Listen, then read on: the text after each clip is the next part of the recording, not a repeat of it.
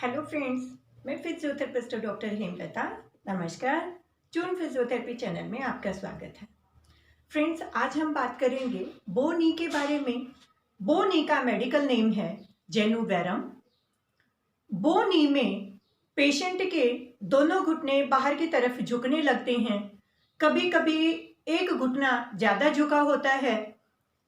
घुटने के नीचे की बोन टीबिया यानी कि शिन बोन बाहर की तरफ झुकने लगती है, या किसी वर्स्ट केसेस में ऊपर की femur bone means thigh bone भी थोड़ा सा बाहर की तरफ झुकाव लिए होती है, तो घुटना बो की शेप में दिखाई देता है। अब हम बात करते हैं बो नी के कॉजेज के बारे में।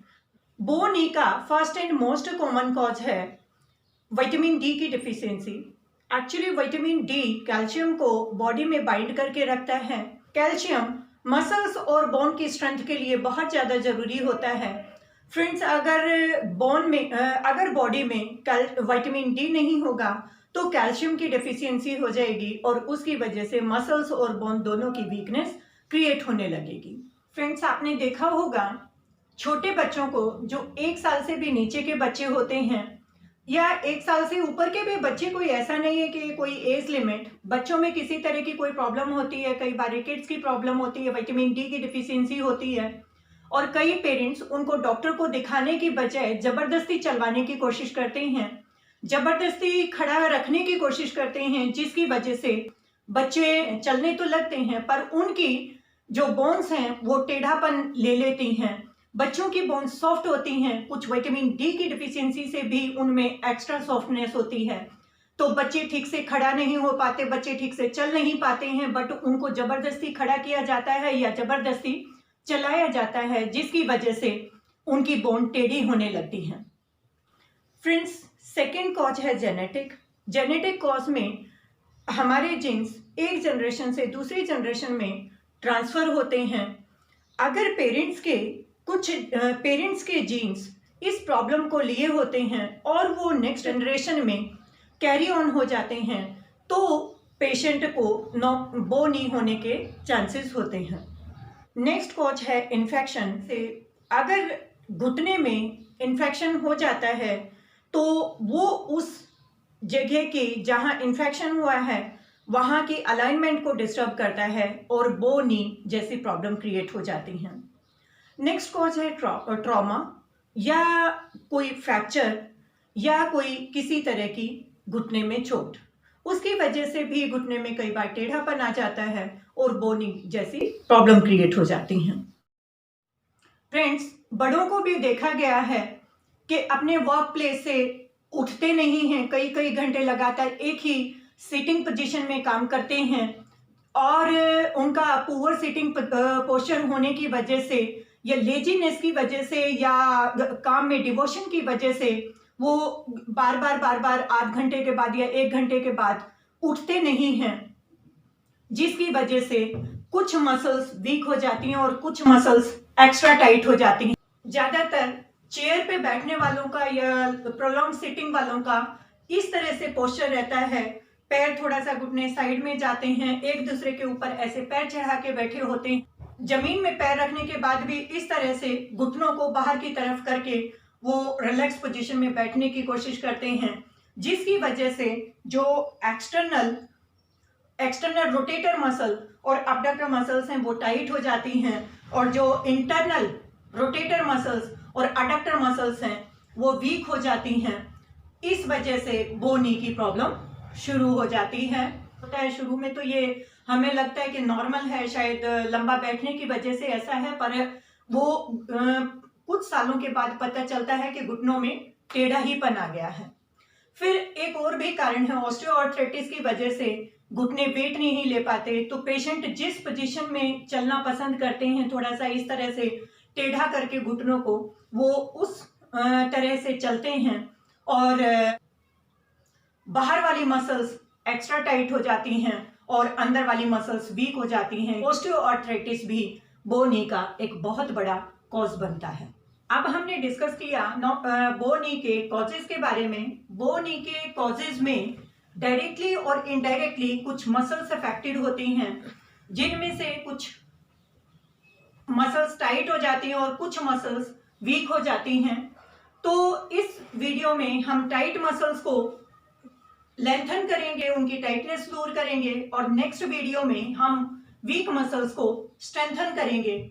बो नी प्रॉब्लम में जो मसल्स टाइट होती हैं वो हैं abductor and external rotator muscles, और वीक मसल्स होती हैं adductor and internal rotator muscles. Friends, अब हम बात करते हैं टाइट मसल्स की स्ट्रेचिंग के बारे में। टाइट मसल्स को स्ट्रेच करके हम काफ़ी हद तक इस प्रॉब्लम को सॉल्व कर सकते हैं। जो नी के ऊपर बर्डन आता है गलत तरीके से, जो साइड में ले जाने का काम करता है, घुटने को साइड में रखता है, स्ट्रेचिंग एक्सरसाइज से उन मसल्स को हम लेंथन करके उसकी लेंथ को बढ़ा सकते हैं और काफ़ी हद तक इस प्रॉब्लम को, इस बर्डन को सॉल्व कर सकते हैं। फ्रेंड्स, स्टार्ट करते हैं स्ट्रेचिंग एक्सरसाइजेस। इस एक्सरसाइज में पेशेंट को कमर के बल लेट जाना है, राइट लेग के नी को बेंड करते हुए दूसरे लेग की थाई पर प्लेस करना है और लेफ्ट लेग को पकड़ के अंदर की तरफ खींचना है, पुल करना है। इस स्ट्रेच को कम से कम 30 सेकेंड तक होल्ड करके रखेंगे और फिर न्यूट्रल पोजीशन में अपने पैरों को ले आएंगे। अब इसी तरह से हम लेफ्ट लेग की भी स्ट्रेचिंग करेंगे।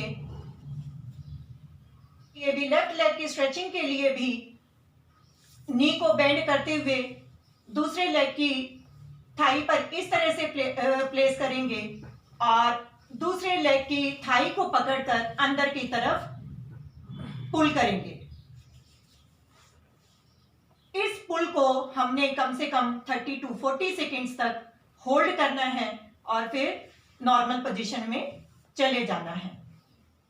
ये एक्सरसाइज हम दोनों लेग्स की कम से कम 3 बार रिपीट करेंगे। नेक्स्ट स्ट्रेच है, नीलिंग पोजीशन में पेशेंट को आना है, राइट लेग को आगे की तरफ इस तरह से बेंड करते हुए प्लेस करना है और अपने दोनों हाथों को आगे इस तरह से रखना है और दूसरी लेग को, मीन्स लेफ्ट लेग को स्प्रेड कर देना है और नीचे की तरफ इस तरह से अपने आप को नीचे लेके आना है। इस स्ट्रेच को भी हम कम से कम 30 to 40 सेकेंड्स होल्ड करेंगे और 3 टाइम्स ईच लेग का स्ट्रेच रिपीट करेंगे। इसी तरीके से हम लेफ्ट लेग को भी स्ट्रेच करेंगे। पीरिफॉर्मिस और रोटेटर मसल्स का ये एक बहुत ही अच्छा सा स्ट्रेच है।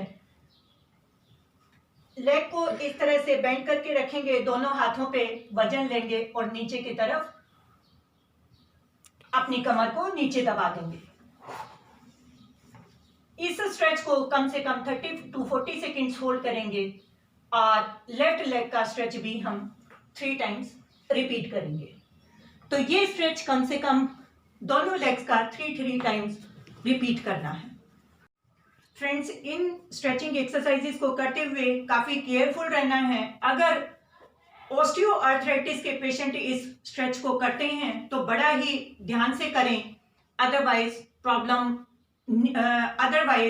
पेन की प्रॉब्लम पेशेंट्स को बढ़ सकती है और पेशेंट आराम पाने की जगह ज़्यादा परेशान हो सकते हैं। एब्डक्टर और एक्सटर्नल रोटेटर मसल्स का एक और भी बहुत अच्छा सा स्ट्रेच है। इस स्ट्रेच के लिए राइट लेग, बोथ लेग्स को स्ट्रेट रखना है, लेफ्ट लेग को बेंड करते हुए राइट लेग को क्रॉस करके साइड में पैर को लेके आना है, घुटने को मोड़ते हुए और अपने दोनों हाथों को इंटरलॉक करके मुड़े हुए घुटने के आगे रखना है और चेस्ट की तरफ अपने इंटरलॉक किए हुए हाथों से अंदर की तरफ को खींचना है। इस स्ट्रेच को कम से कम 30 to 40 सेकेंड्स तक होल्ड करना है। इसी तरह से लेफ्ट लेग को स्प्रेड करना है और राइट लेग को मोड़ते हुए उस लेग को क्रॉस करके अंदर की तरफ को रखना है। मुड़े हुए घुटने पे अपने हाथों को इंटरलॉक करके इसी तरह से प्लेस करना है और अपने हाथों से अंदर की तरफ खींचते हुए चेस्ट की तरफ दबा के रखना है। कम से कम ये स्ट्रेच 30 to 40 सेकेंड्स के लिए होल्ड करना है और न्यूट्रल पोजीशन में चले जाना है। दोनों लेग्स का स्ट्रेच कम से कम 3 टाइम्स रिपीट करेंगे। नेक्स्ट स्ट्रेच है क्वाड्रिसेप मसल स्ट्रेचिंग। इसके लिए इस तरह से खड़े होना है, किसी वॉल का या किसी भी स्टूल का सहारा लेना है और अपने घुटने को मोड़ते हुए पीछे इस तरह से पैर को हाथ से खींचना। हम इस स्ट्रेच को 30 सेकेंड्स के लिए होल्ड करेंगे। इसी तरह से हम दूसरी लेग की क्वाड्रिसेप को भी स्ट्रेच करेंगे और एक स्ट्रेच को कम से कम 30 सेकेंड्स होल्ड करेंगे और दोनों क्वाड्रिसेप मसल्स का स्ट्रेच 30 सेकेंड्स के लिए होल्ड करते हुए 3 टाइम्स रिपीट करेंगे। क्वाड्रिसेप मसल्स का एक अच्छा सा एक और भी स्ट्रेच है, धनुरासन की तरह अपने योगा में जिसको धनुरासन के नाम से जानते हैं। धनुरासन की तरह इस स्ट्रेच को करना है। पेशेंट को उल्टे लेट जाना है, दोनों घुटनों को मोड़ते हुए इस तरह से अपने दोनों हाथों से एंकल जॉइंट को पकड़ लेना है और ऊपर की तरफ इस तरह से उठाना है। 30 सेकेंड्स तक इस स्ट्रेच को होल्ड करना है और 3 टाइम्स रिपीट करना है। फ्रेंड्स, ये थी एब्डक्टर, एक्सटर्नल रोटेटर मसल्स और quadricep muscle stretching. Next video में हम लेके आएंगे एडक्टर और इंटरनल रोटेटर मसल्स की, वीक मसल्स की स्ट्रेंथनिंग एक्सरसाइजेस।